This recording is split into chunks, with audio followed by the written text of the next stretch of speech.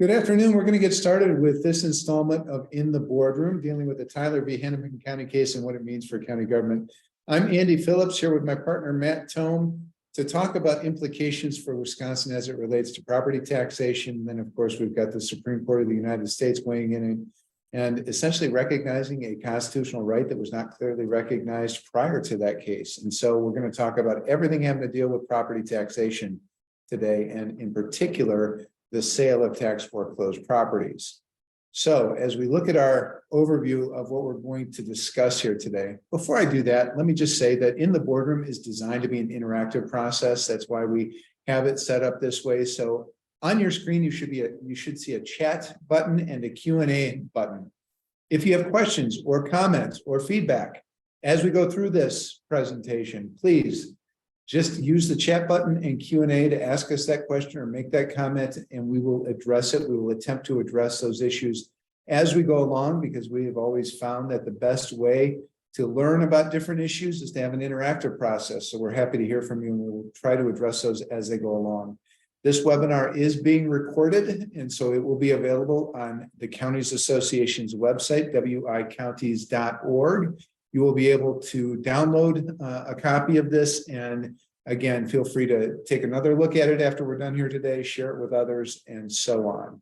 So any insight, brilliance you want to add, Matt, before we get going here? Oh, let's get started. All right. So we're going to talk about the current process for property tax collection, and in particular foreclosure in Wisconsin. We're going to talk about this surplus equity issue, meaning what is the difference in value between the property when it's sold and the amount that's owed in taxes. If that is considered surplus equity, how do we deal with it under current Wisconsin law? How do we have to deal with it after the Tyler v. Hennepin County case? What are the implications here in Wisconsin as it relates to implementation of the Tyler v. Hennepin County case? And then we're going to deal with Act 216 issues. We'll go over the history of Act 216, what it did, some of the problems that it creates, and then how we address those issues, how we address implementation of the Tyler v. Hennepin County case from here on forward. If you're not familiar with Act 216, that's only a couple of years old. It was in the 2021 legislative session where the legislature significantly changed the way that we have to deal with this whole surplus equity issue here in Wisconsin. So without further ado, Matt, let's talk about property tax collection in Wisconsin under current law. Sure. I mean, as we probably all know, we have to pay property taxes on property that we own, real property that we own. And when you don't pay your taxes when they're due, under state law, the county treasurer is going to issue a tax certificate to the county. That creates a lien on the land. And generally initiates a redemption period of at least 2 years when you can pay your taxes back with penalties and interest. If you don't pay within 2 years, and that'll be on the next slide, Andy. Before we move on, I just want to address this because this is an interesting concept as it relates to our discussion later on when we talk about the Tyler case a bit. Is that if we look at the timeline associated with the due date, the original due date for the taxes, and the time when this tax certificate is issued, and the time then where the county eventually takes title to the land, we're talking about a significant period of time. I mean, for example, the due date is generally going to be January 31, July 31. In most cases, and I know that other counties have adopted different payment schedules in terms of different months and so on, but generally speaking, that's the default. January 31, July 31. It is not for a significant period of time after those due dates that the county actually gets title to the property. And in fact, if you look at 2 years from the time the tax certificate is issued, not the due date, the tax certificate is issued, the property owner has redemption rights for that whole 2-year period. So, I mean, we're talking about a significant period of time, right? Correct. And not only just a significant period of time, but there are also built-in notice requirements associated with the issuance of the certificate, and then subsequent proceedings that one might initiate to take title to property, which leads us to our next slide. Generally, currently, Wisconsin state law provides 3 options if somebody does not pay their property taxes within 2 years after issuance of a tax certificate. There's what we would call the old tax deed process, which I believe has been part of Wisconsin law for a very long time, which is generally speaking a process where one can ultimately obtain a deed to the property for failure to pay taxes, and there are a number of requirements set out to do that. There's the option to commence an action to foreclose on the tax certificate under Wisconsin statute 75.19. It's my understanding that that proceeding is essentially like a mortgage foreclosure. It operates in a similar fashion using similar rules. And then there's the third option, which is an in-rem foreclosure under 75.521. This was a subsequent statute, I believe, that was enacted that allowed counties an opportunity to adopt a streamlined process for tax foreclosures. So what 75.521 does, in a nutshell, is it creates a streamlined proceeding where you can go in, you can file the relevant paperwork, and you can ultimately obtain a judgment from the court transferring ownership of the property to the county. That's a very high level description of it, but generally speaking, it's much more streamlined in the process under 75. So let me say this too, is that I am aware that different counties do things different ways, not just in respect to property taxation and collection, but with generally anything. And this is no exception. So there are some counties that proceed with the tax deed process. There are other counties that proceed against properties in rem. And ultimately, it's a decision at the county level in consultation with Treasurer, Corporation Counsel, and others as to what process a county is going to employ. Ultimately, no matter the process that is employed, whether it's 7514 with a tax deed, 7519 on a foreclosure, or 75521 in rem, you end up in the same result. In other words, title to the property vests with the county. Is that right? I believe so, yes. So regardless of how you get there, the focus of our discussion today is going to be what happens when title vests with the county? What are our obligations as a county once we have title to the property? All right, we have a question that already came up dealing with disposition of excess proceeds and how do we issue a 1099 or W-9 as it relates to disposition of those proceeds to an individual that we pay out of those proceeds. I want to say flat out, we're not going to give advice as it relates to Internal Revenue Service compliance. That's a particular question under the Internal Revenue Code. And I would suggest that you take a look at those publications as it relates to reporting requirements. And if you have questions, we'd be happy in a follow-up to address those particular questions, but that's beyond the scope of what we're going to talk about today. So, all right, so we have this surplus equity issue. Matt, I'm going to ask you to slide just a little bit over because you're half on screen, half off. There we go. So let's talk about this surplus equity issue. Sure. I mean, as Andy indicated at the beginning of the presentation, the key issue here is, well, what happens if the property is more valuable than the unpaid taxes and the penalties and interest associated with the unpaid taxes? What happens to those additional funds? So you foreclose on a property that has a $15,000 tax debt.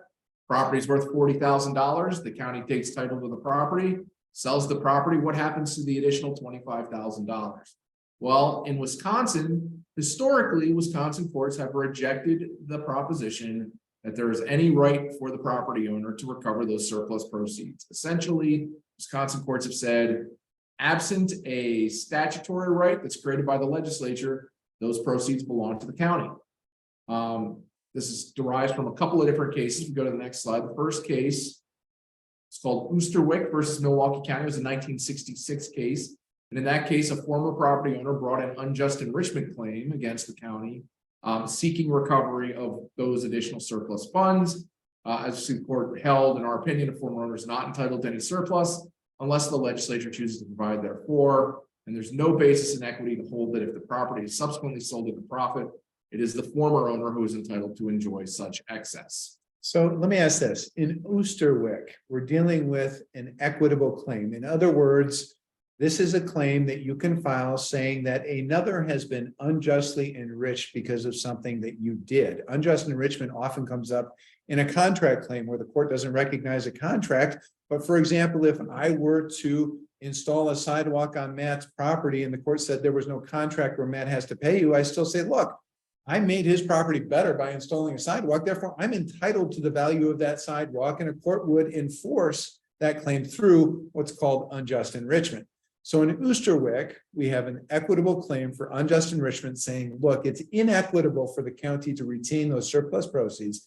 We know, did Oosterwijk file a constitutional claim? I do not believe the court addressed the takings clause. And so that's an important concept here. The reason it's important is that the Hennepin County case, the Tyler v. Hennepin County case, dealt with a constitutional obligation to return those excess funds. The case that the Supreme Court looked at didn't deal with this type of equitable claim. But the other reason that this is important, and this is foreshadowing for when we get to the Tyler discussion, is that historically, for many, many years, the Supreme Court of the United States looked to state law to guide the Supreme Court in determining the parameters of a property interest. And so in Wisconsin, we've got recognition in 1966 that there is no unjust enrichment claim. And if the legislature wanted to provide for distribution of those surplus proceeds, the legislature could do it, but somebody could not be compelled through equitable means to distribute. Correct. All right. Which then, talking about the takings clause, actually leads us to the next case, which is Ritter versus Ross in 1996. And that case actually dealt with a claim under the takings clause. And a Wisconsin court held that there was no claim under the takings clause when a state's constitution and tax codes are silent as to the distribution of excess proceeds received in a tax sale. Under that situation, the municipality may constitutionally retain them as long as notice of the action meets due process requirements. And this gets back to what Andy just said. Generally speaking, when you're talking about the takings clause, for those of you who might not be familiar with it, essentially says if the government takes your property, you're entitled to compensation. Now, the question is, what's taking of property and what are your property rights? And generally speaking, the U.S. Supreme Court will say your property rights are defined by state law. So Ritter versus Ross, our courts said, well, the state's constitution and the state's tax codes don't give you a right to those surplus proceeds. You don't have a property interest under state law that would be protected by the takings clause. So there's no takings clause problem. As we'll get to in the Tyler versus Hennepin County case, in this particular context, I don't think we can necessarily rely on what state law provides, but we'll get to that in a minute. Here, I just want to add this too, because this is a point of confusion that I often see out there, is that there is a big difference between the Fourth Amendment of the Constitution and the Fifth Amendment. The Fifth Amendment deals with takings, all right? The Fifth Amendment says that the government cannot take your property without providing just compensation, period. It doesn't matter what type of process is employed. The government cannot take your property without compensating you.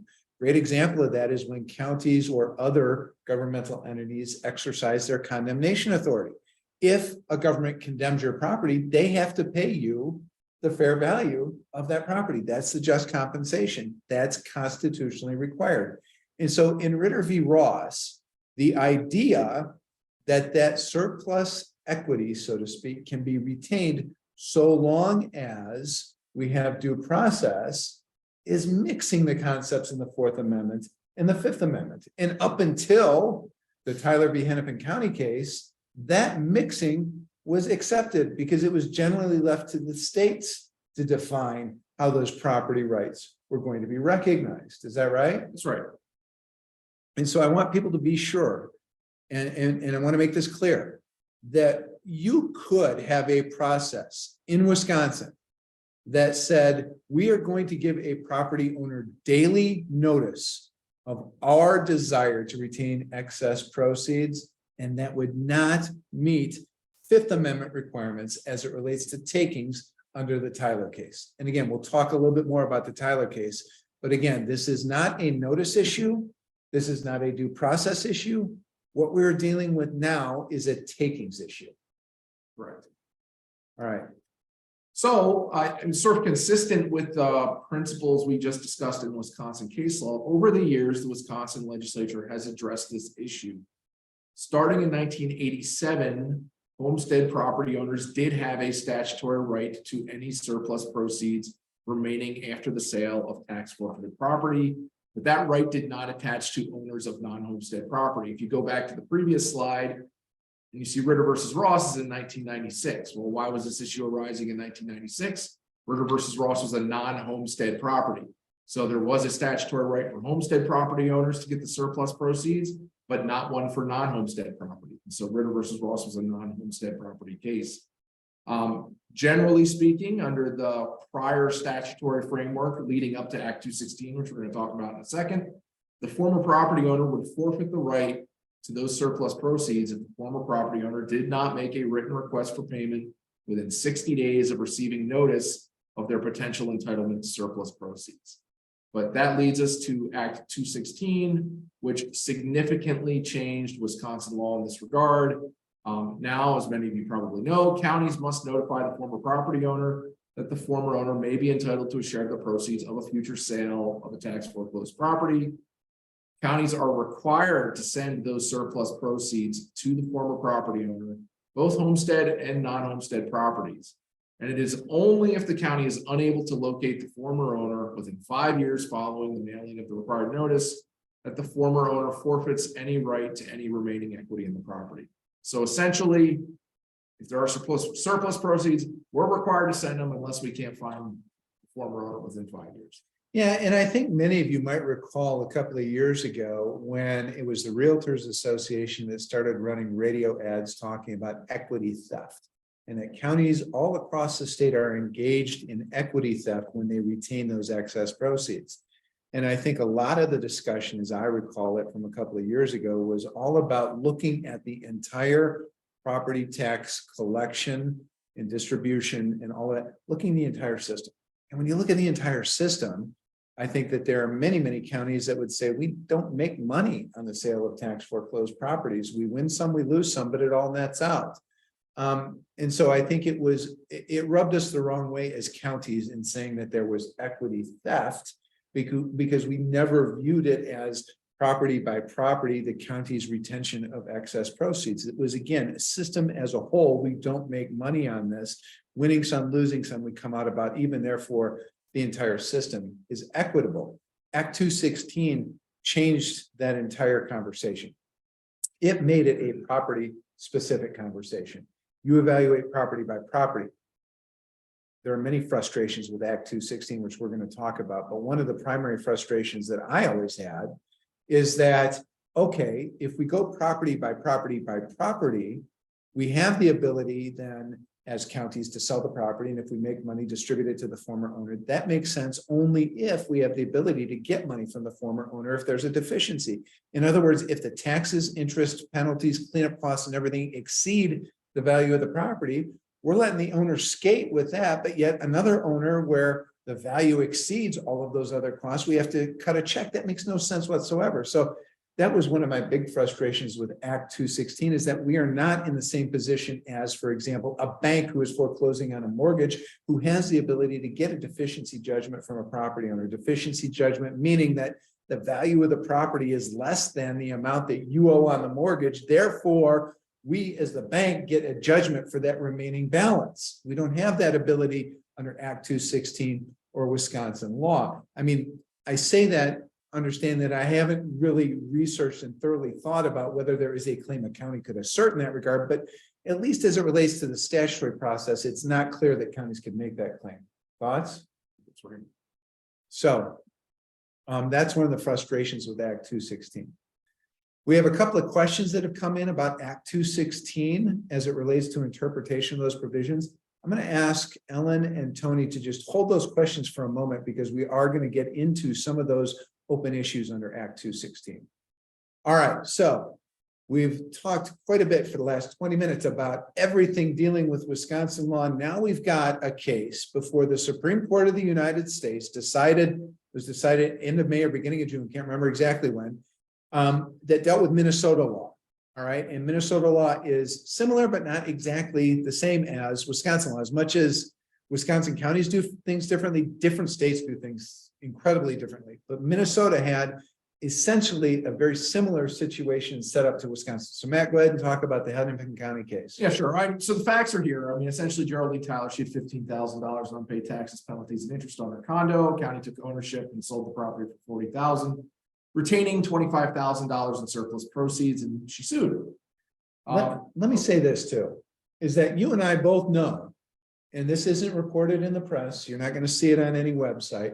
We know that Geraldine Tyler owed a bank a heck of a lot more than $25,000. In other words, the surplus proceeds, that didn't belong to Geraldine Tyler. There was a bank that was owed that money. And so when you see this in the press and when you see this reported, always ask the questions, because sometimes the full story isn't necessarily accurately reported. Yeah, and I think what Andy's referring to there is actually in the US Supreme Court proceedings, Hennepin County essentially came in and argued that Geraldine Tyler did not have standing to even make this claim because she did have outstanding mortgages or outstanding liens, essentially exceeding the amount of the surplus proceeds. But be that as it may, she brought a takings claim against the county, saying that its retention of $25,000 in surplus proceeds from a subsequent sale of the property violated the takings clause. Now, Minnesota law is a little different from Wisconsin law. In Minnesota, they actually didn't have the Act 216 protections. Right. Under Minnesota law, if the property is sold, generally speaking, the county would keep those surplus proceeds. Hennepin County won in the lower courts. I believe they won in the district court. I believe they won at the U.S. Court of Appeals for the 8th Circuit. Generally speaking, those courts said, look, you look to state law to define the extent of her property rights. State law does not give her a property right to these surplus proceeds. She doesn't have a property interest under the takings clause.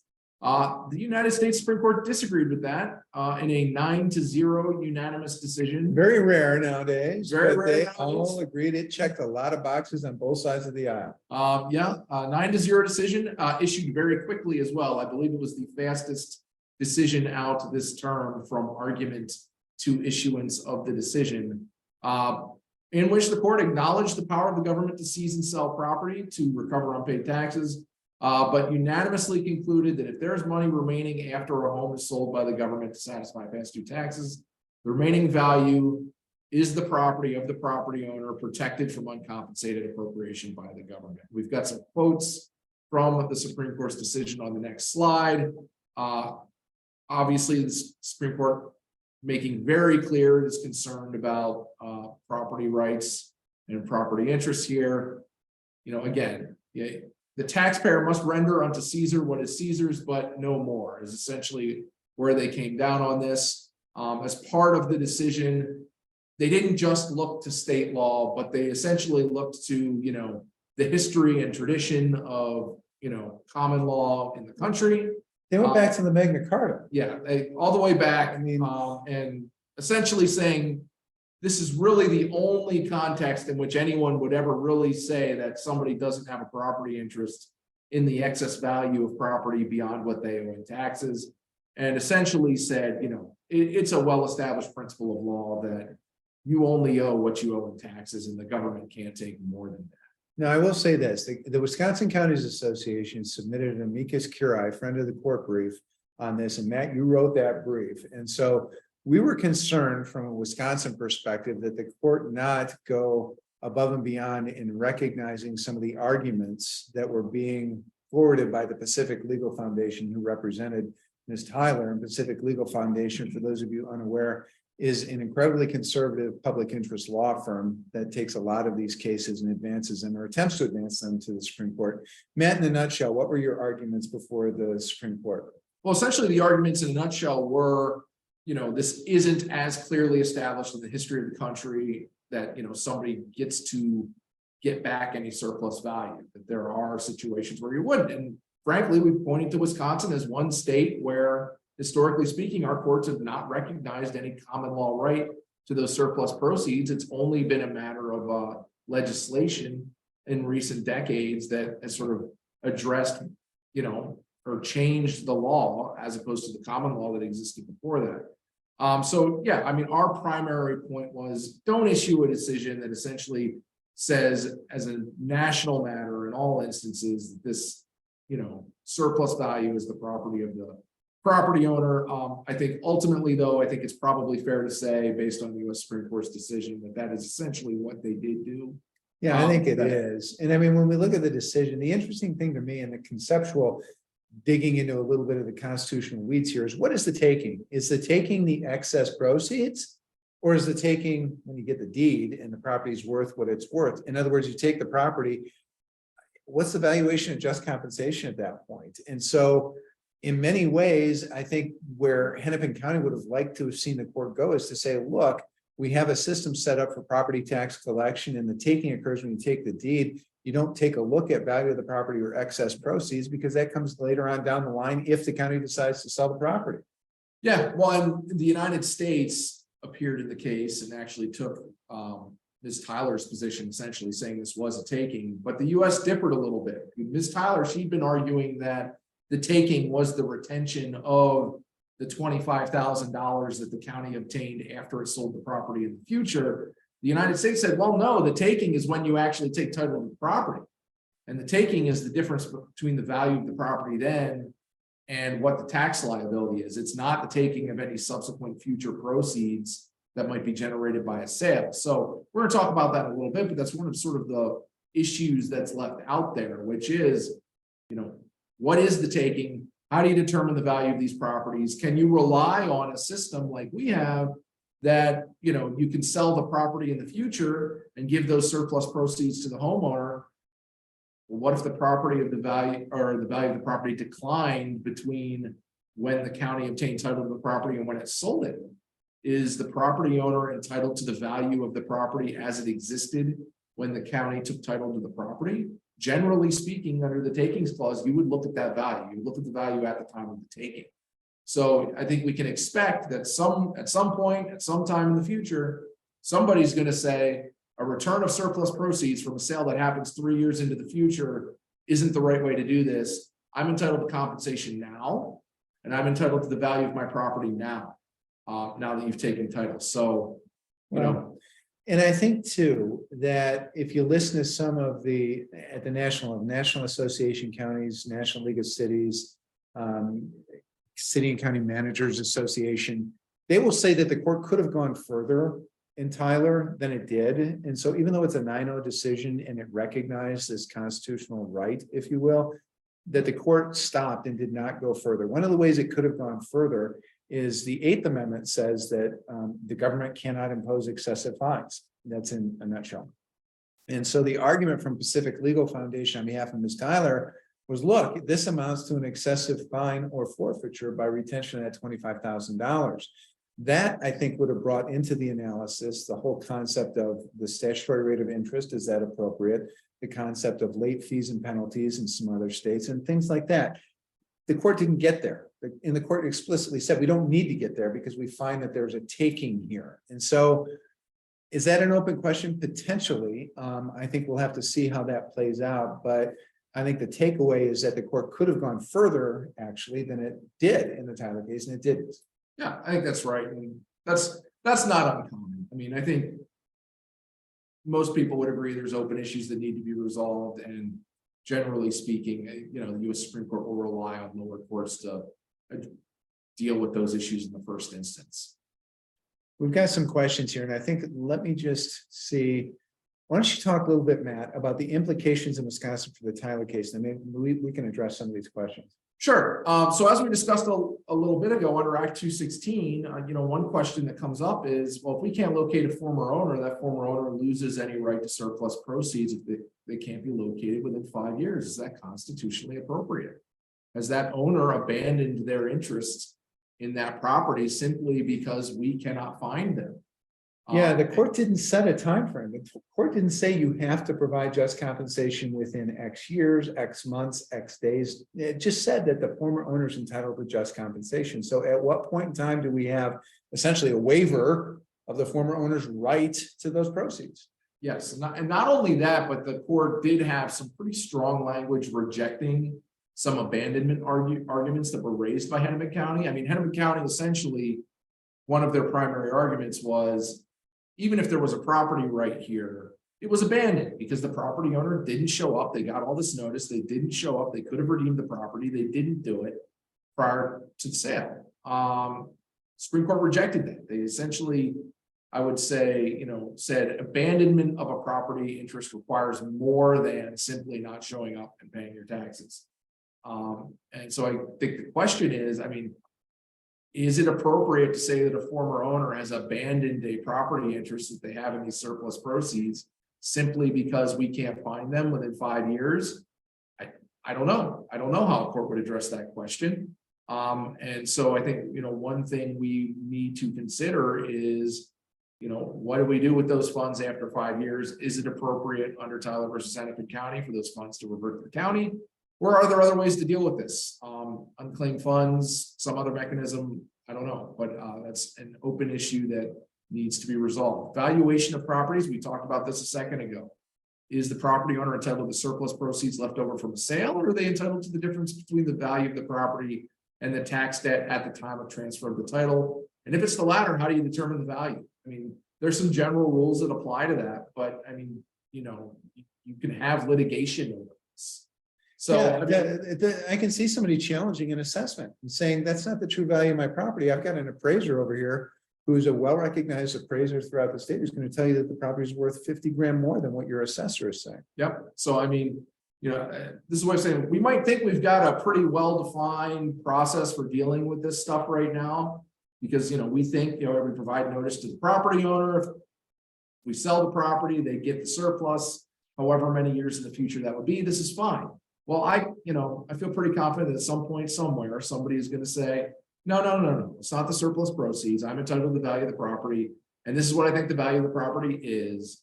And now you're in litigation over what the value of the property is and whether the property, that's the value that determines what they're entitled to in terms of surplus, as opposed to the surplus proceeds. So these are all open issues created, I would say, by the Tyler versus Hennepin County decision. We have some questions over here that relate to some of the mechanics of Act 216 and the notice requirements and the distribution requirements within that act. We'll talk about those in a minute, but there are a couple of questions here that I think we can address now. So we have a question about if 7519 is akin to a mortgage foreclosure, should counties use 7519 to take garbage properties they know will not sell for more than what is owed and attempt to get a deficiency judgment? Potentially. And Terry raises this point. I know Terry's the treasurer in Kenosha County, and Terry and I know each other far too well after the whole Act 216 debate. And I think that's a good point, Terry. I think that what Act 216 and the Tyler case does, and we'll get into this in a moment too, it forces us to take a look at existing statute and say, is this the right way to deal with these particular issues? And it also forces counties to rethink the way that they actually get title to the property and determine, is there a way that we can better take title to these properties, better dispose of these properties, and otherwise protect the county's interests? So I don't want to say yay or nay on 7519, but I think it's certainly a point that ought to be evaluated. I think that's right. Yeah. See, that was deep. That's the kind of thought that I like. I think that's right. That's right. That's good. I mean, I will say 7519 is not a process that I've personally ever been involved in a 7519 process. I haven't either. So, I think I'm just trying to speak at a high level here. And I think the devil would be in the details to actually go and look at the statute and how that operates. Okay, and this is a great question too from Terry, and we have a similar question from John. What happens if a county decides to just retain the property? I mean, under statute or in current law, county's not required to sell the property. Does Tyler v. Hennepin County force a sale? I think that's on the next slide, Andy. Is it? What a great segue. Go ahead. Wisconsin law currently only provides a right to surplus proceeds if the county subsequently sells the tax foreclosed property. But we are not required to sell the properties. I think it's probably fair to say that under Tyler, if we retain ownership of a tax foreclosed property, we need to compensate the former property owner for any excess value that we're obtaining by that. And what statute tells us how we value that property? I don't know, Andy. It doesn't exist. Hence the problem. Yeah. How do we value that property? In other words, let's say we have a perfect property for, I don't know, I'll just make something up here that's completely out in left field, a chapter 980 commitment. Let's say that we have a perfect property or a 980 release. Let's say we have that. And we want to use that property. It fits every box that's out there for 980. Well, I think we have to value that property, and I think we have to pay just compensation to the former owner of that property. Once we take the tax deed and retain that property, when do we make that valuation? Is it the time we take the deed? Is it the time when we make the decision to retain the property? Those are all unanswered questions. I don't know how that turns out under the Tyler case. And frankly, as we'll get to in a moment, we're going to talk about some of the desire on the part of the legislature to address some of these questions.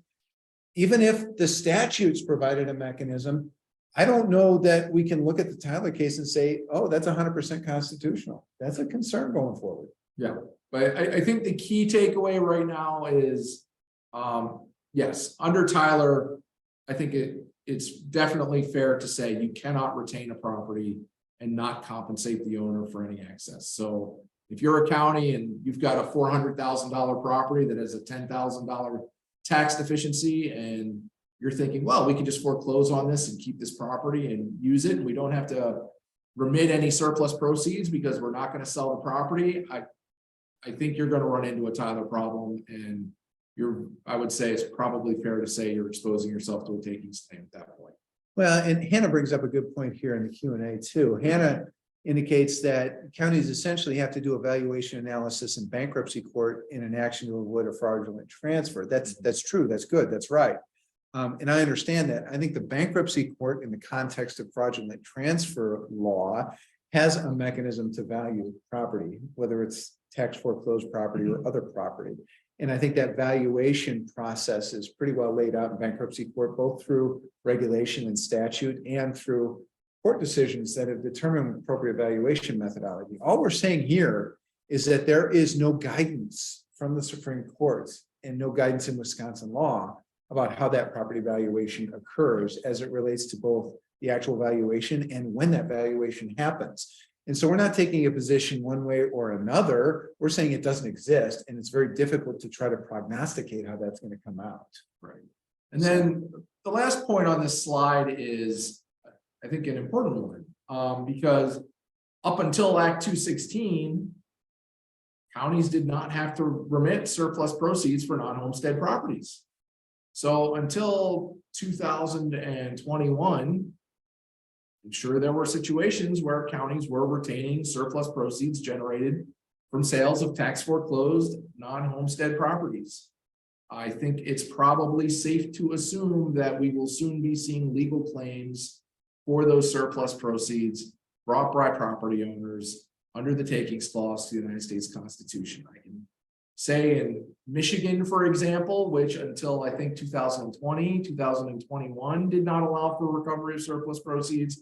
There's already been a class action brought, and the Michigan Supreme Court, I believe, has held that, well, it's the counties that took the funds, so it's the counties that are the proper defendants in that type of action. So, you know, even though counties were conducting themselves in accordance with state law up until 2021, as a result of Tyler, I think you will probably start to see plaintiffs coming into court and saying, well, Wisconsin state law up until 2020 to up until 2021 was not constitutional.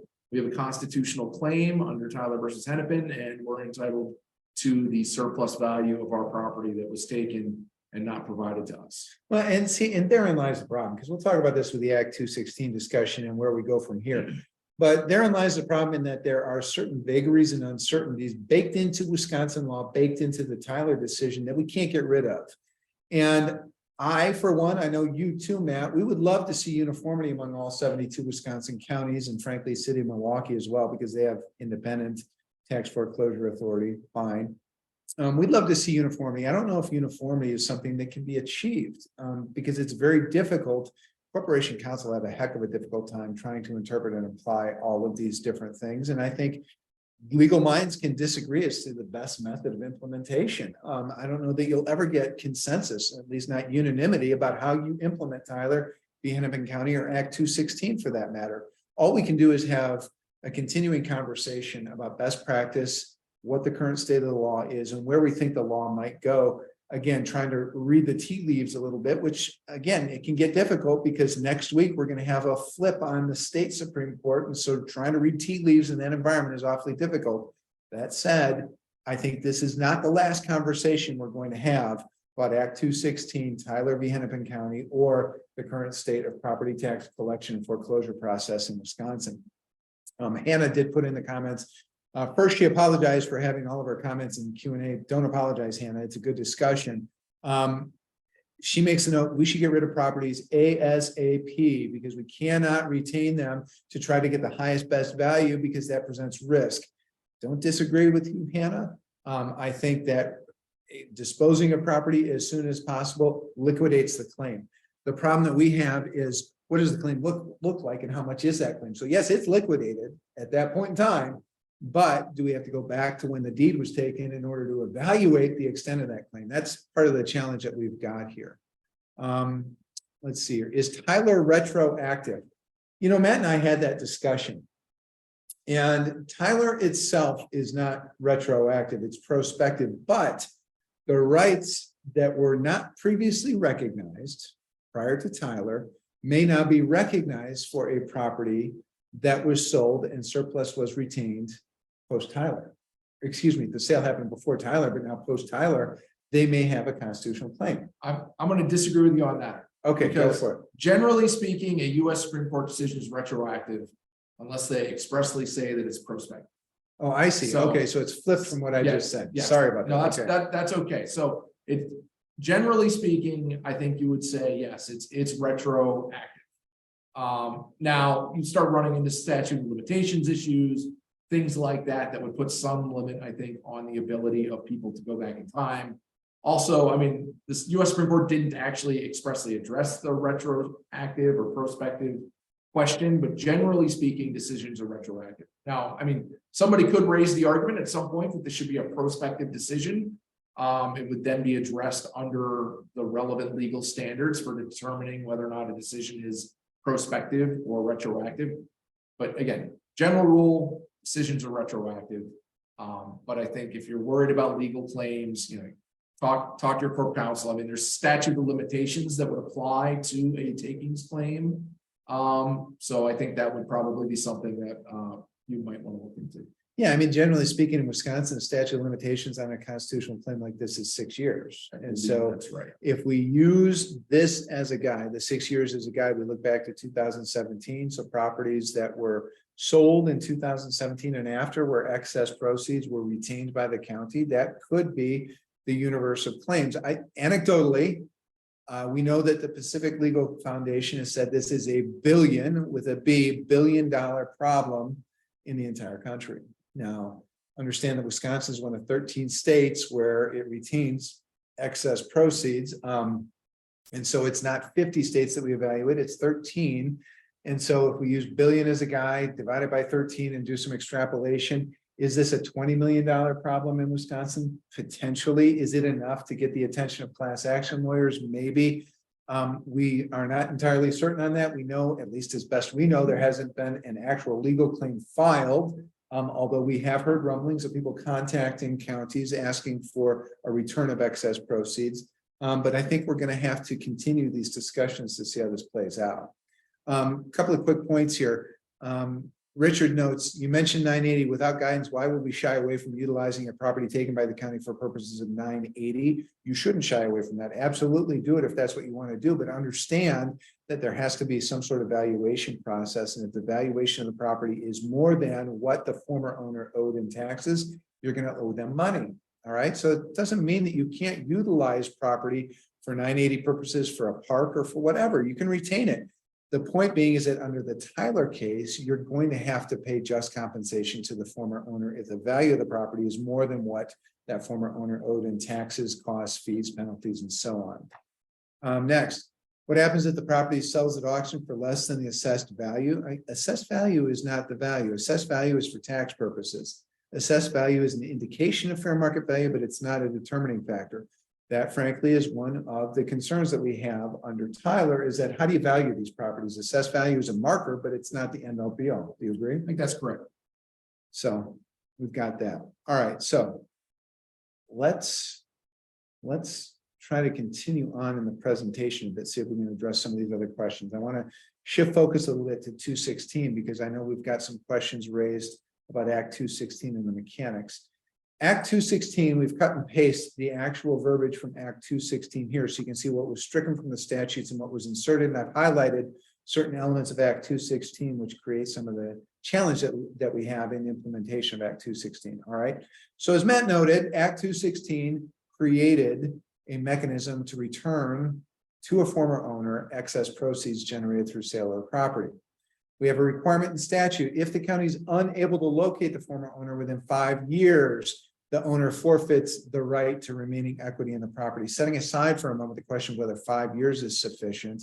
The question is, what is the county's duty to locate the former owner? Up before in the existing statute, and it was retained in Act 216, we have to notify the former owner by registered or certified mail sent to the former owner's mailing address on the tax bill that the former owner may be entitled to share the proceeds.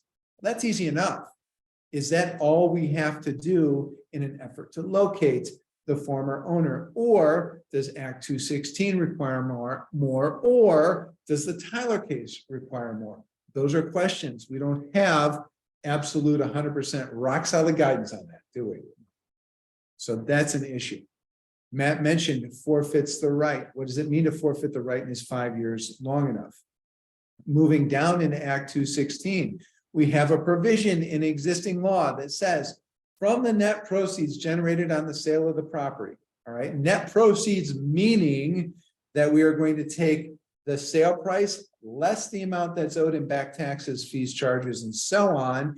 And whatever that excess is, surplus equity, we are going to deduct from that the amount of liens placed on the property at the time of the foreclosure sale. Act 216 requires this. Here's the question. When we get a tax deed, it's free and clear. Everything else is foreclosed out. We want clean title to the property before we sell it. And so there are no liens that are on the property at the time of the foreclosure sale.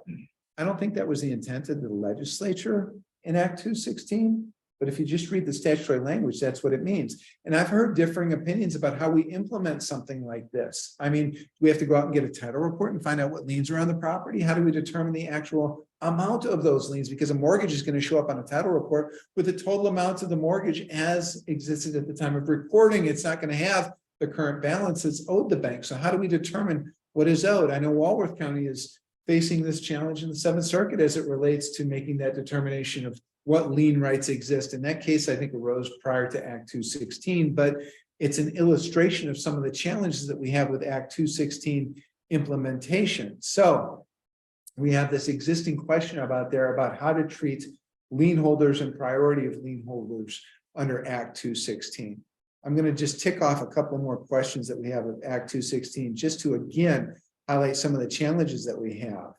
How's the 5-year notification provision? How is this effective if we know that we've got an owner that passed away in 2008 with no will, no probate? Great question. Are we obligated as a county, again, under the theory that Act 216 requires us to locate the former owner, are we obligated to make some sort of effort to locate the heirs to that estate and distribute the proceeds to those heirs? Thoughts? I don't know the answer to that I question. thought you were going to have some sort of No. brilliant No. understanding here and prognostication about what we're going to do here. Yeah, that's a good question. These are some of the things that we want to try to address in the future if we do a cleanup of Act 216 to implement the Tyler case. Does the 5 years start at the taking or after the date of sale? Okay, and if we look at Act 216 and the way the current statute reads, if we're unable to locate within 5 years following the mailing of the notice, well, the mailing of the notice happens right here. The former owner may be entitled when we receive acquisition, when we get the tax deed. So we get the tax deed, then we have an obligation to send out notice. The 5 years is calculated from the date that we send out that notice. All right. Are counties requiring, and this is a good question from Kim in Dodge County. Just as a general proposition, are counties requiring the former owner to submit a request for the surplus or an affidavit otherwise identifying themselves as the former owner, or are counties just distributing the surplus? That's a great question, Kim, and I don't know what the process is that's prevailing for all of the counties as it relates to implementation of Act 216. But at least from my perspective, I'd like to know that we're giving the money to somebody who's entitled to the money as opposed to just mailing it, putting it in the mail and sending it out and hope it gets to the right place. But I think that's an open question. What do we do? How do we implement this to make sure? Because on the one hand, we don't want to be accused of an unconstitutional taking. On the other hand, we don't want to distribute money to people who aren't entitled to that money. Any thoughts, Matt? No, I mean, I think, if we're just looking at 216, I would think it would be the individual to whom we've provided notice. I mean, that's if we're providing notice to the former property owner, that's who we believe the former property owner to be, then, you know, I would think that would be the person to whom we would be sending the funds, but Well, and I then know we start. we're into some issues there. We start crawling down that rabbit hole of, well, what if they're passed away and who's entitled to it? How do we determine whether the person making claim is entitled to that claim under Wisconsin law dealing with probate of an estate and so on? So it becomes a circular discussion very quickly. All right. Question, can a bank foreclose on a mortgage holder that's in jeopardy of a tax foreclosure? Short answer is yes. Long answer is it depends upon the nature of the lien interest as contained within the mortgage. So a bank can do that. And I just want to note here too, is that when we're talking about distribution of proceeds under Act 216 to lien holders, there are a variety of mechanisms contained within current law for lien holders to protect their interest. If they want to show up and bid on a property, on a foreclosed property at the sheriff's sale, they can do that, and that would protect their interest. And so it's a little bit frustrating from my standpoint to see a recognition that lien holders are entitled to priority payment out of those surplus proceeds when they already have a mechanism for protecting their interest. There's a long statute of limitation for interest in real estate. Do you think that would impact the 5-year limit to extend it?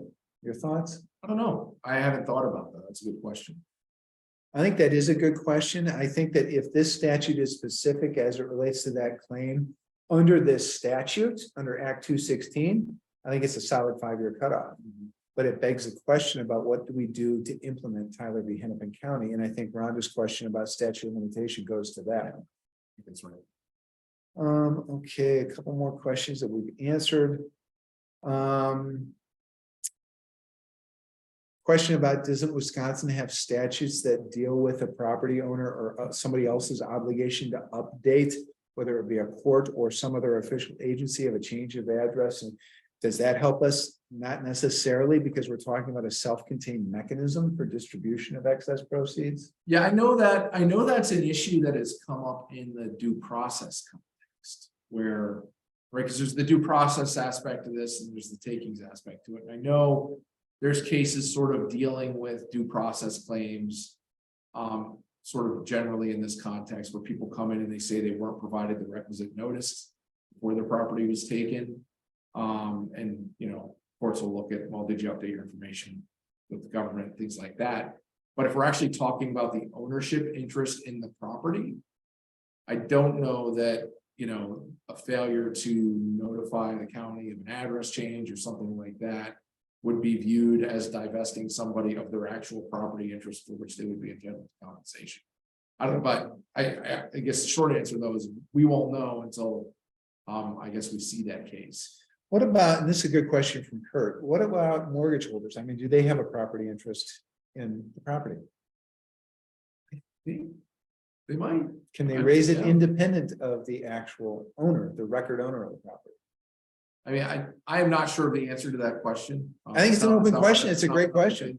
It's a great question because that's the next iteration, I would think, of the Tyler argument, is that, look, I have a mortgage interest in this property, and while I'm not the record owner, I have just as much of a property interest in the disposition of that property as the former owner. So therefore, I'm entitled just as much as the former owner to the proceeds of that sale. And Act 216 kind of recognizes that with the lien holders, but I think it's an open question. Yeah, I mean, I could imagine a world right under Act 216. And again, I mean, this, you sort of pointed out this issue with the statute, right? That lien holders are cleared off when we take title of the property. So at the time, I mean, if you're taking this literally, at the time the property is sold, there are no lien holders to whom surplus proceeds would be sent. I mean, I could see a lien holder in that situation taking the position that, well, that's a taking of my property interest that was a lien on the property because I had it. Your statute's taking it away, and there's now not any process to provide me with compensation for that. So I mean, that's one thing that's going to have to get worked through. I mean, you might say, well, they could get recourse against the property owner once the property owner gets the surplus proceeds. But, you know, I think these are issues that need to be addressed.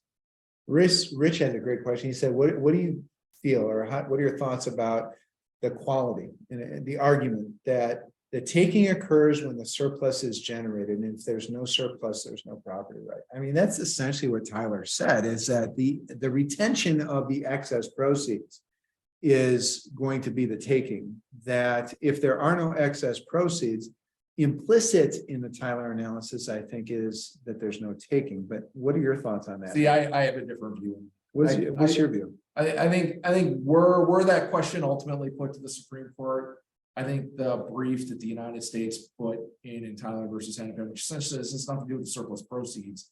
It has to do with the value of the property at the time of the transfer of the property. Well, what if what is the value at the time of transfer is less than the amount that's owed in taxes?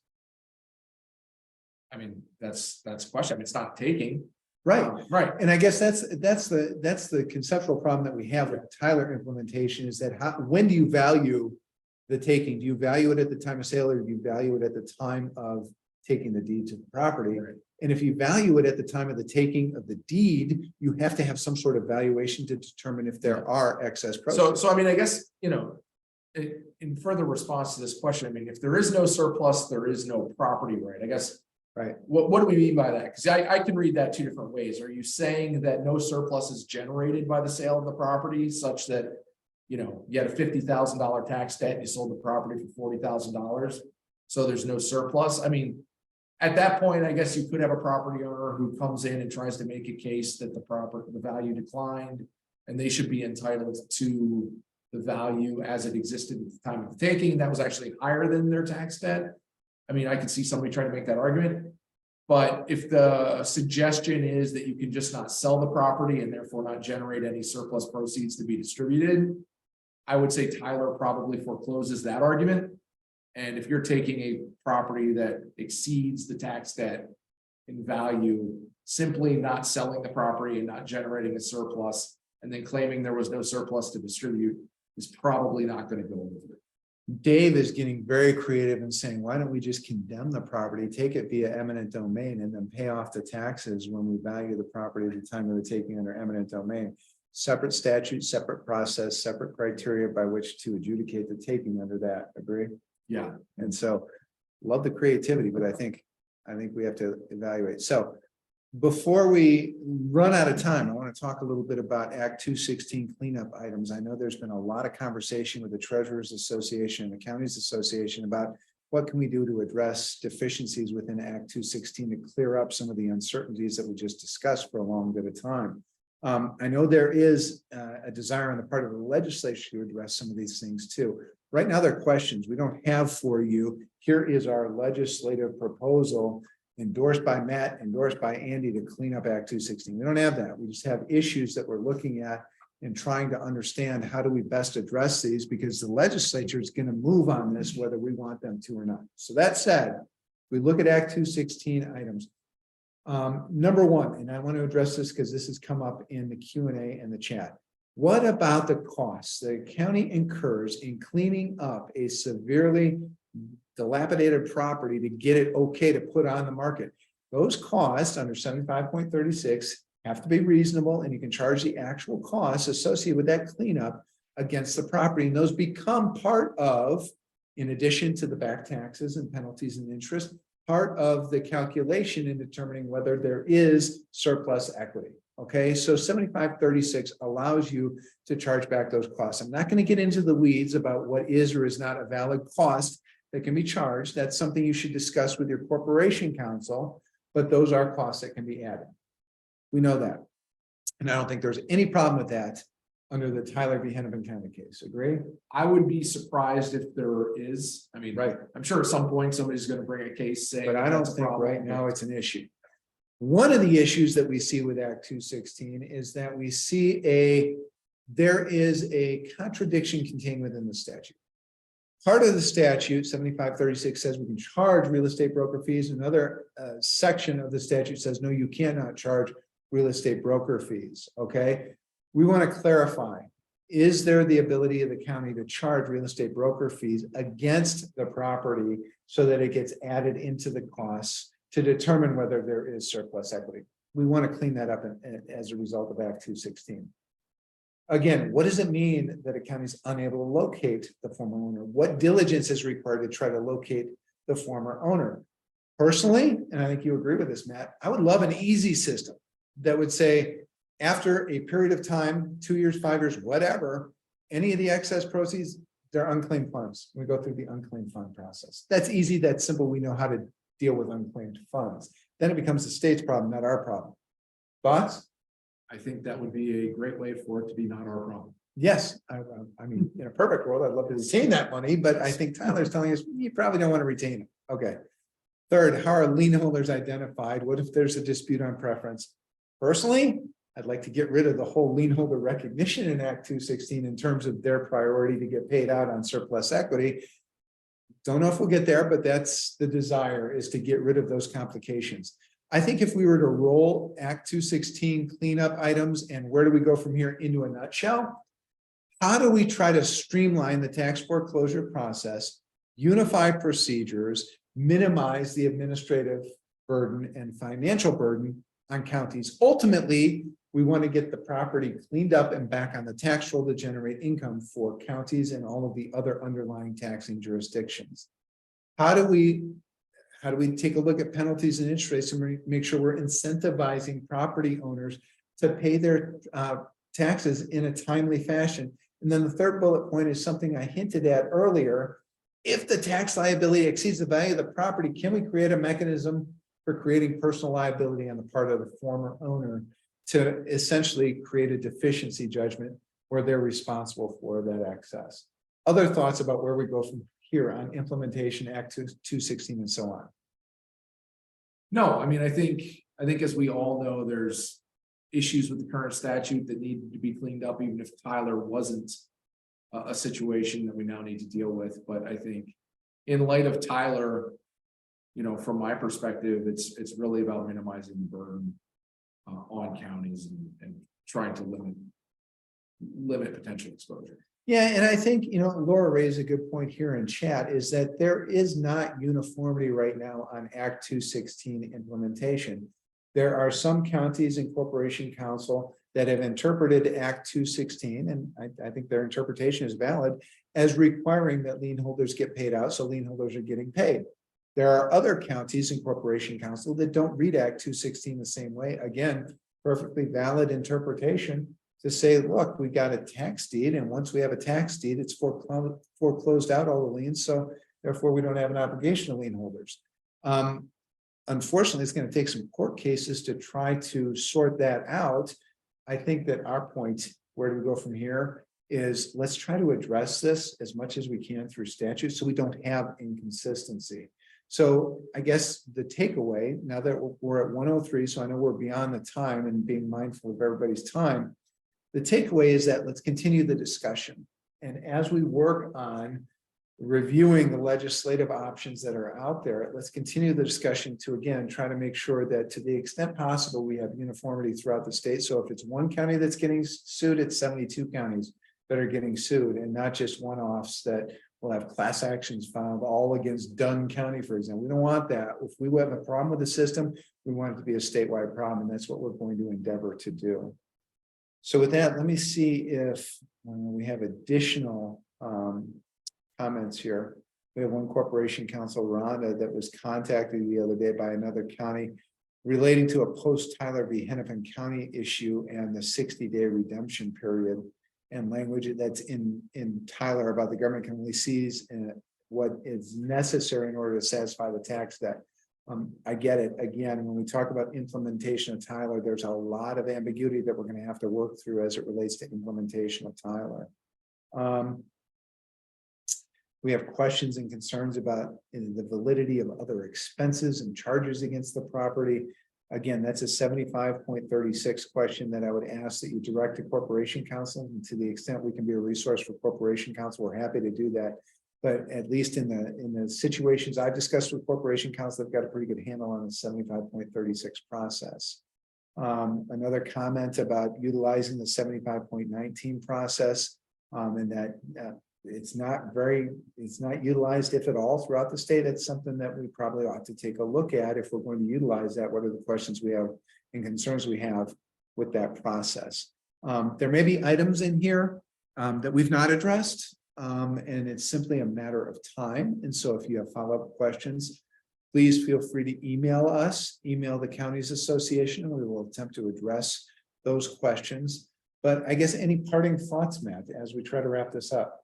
No, I mean, I think, other than just saying like this is, pretty typical when the United States Supreme Court issues a decision that essentially changes the law, but we now need to address it and do what we can to ensure that we are compliant.